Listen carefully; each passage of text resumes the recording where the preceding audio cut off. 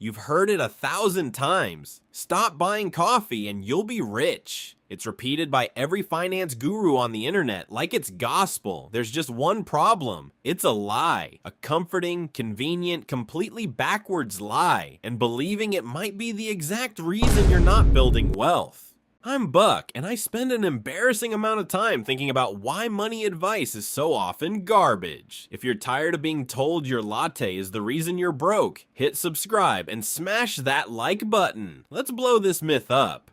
Okay, let's actually run the numbers, because nobody ever does. A $5 coffee every workday is about $100 a month.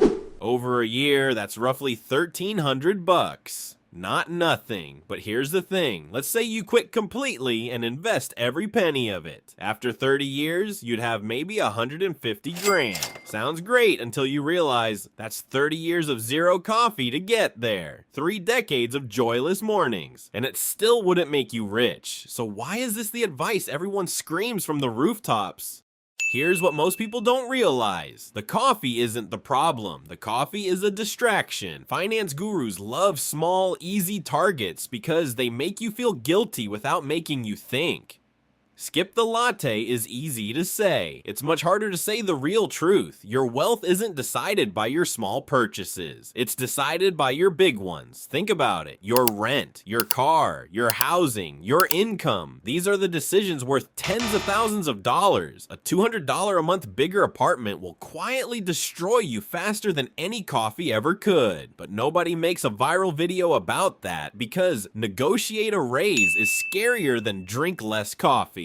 Think of your finances like a ship with a leak. The coffee? That's a tiny drip you could wipe up with a napkin. Meanwhile, there's a giant hole in the hull labeled rent and another one labeled car payment. And there you are, on your knees, frantically dabbing at the napkin-sized drip while the ship fills with water. You feel busy, you feel responsible, and you're still sinking. Now you might be thinking, okay, Buck, so small purchases just don't matter. Not quite, they matter, but only after the big stuff is handled. If your rent eats 50% of your income, no amount of coffee skipping saves you. Fix the big rocks first. Then sure, the small stuff is the cherry on top. So here's the smart money move. Stop auditing your coffee and start auditing your 3 biggest expenses: housing, transportation, and your monthly subscriptions to Adult Life. Ask the one question about each. Can this be 5, 10, 20% cheaper? A smaller apartment, a paid off used car instead of a shiny financed one. Then, and this is the part gurus hate, spend that same energy growing your income. A raise, a skill, a side hustle. One good raise is worth more than a lifetime of skipped lattes. Win the big game and you get to keep the coffee.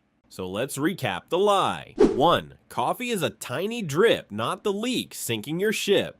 2. Your big expenses and your income decide your wealth, not your snacks. 3. Cutting joy doesn't build wealth, fixing the big rocks does. Drink the coffee, just negotiate the rent.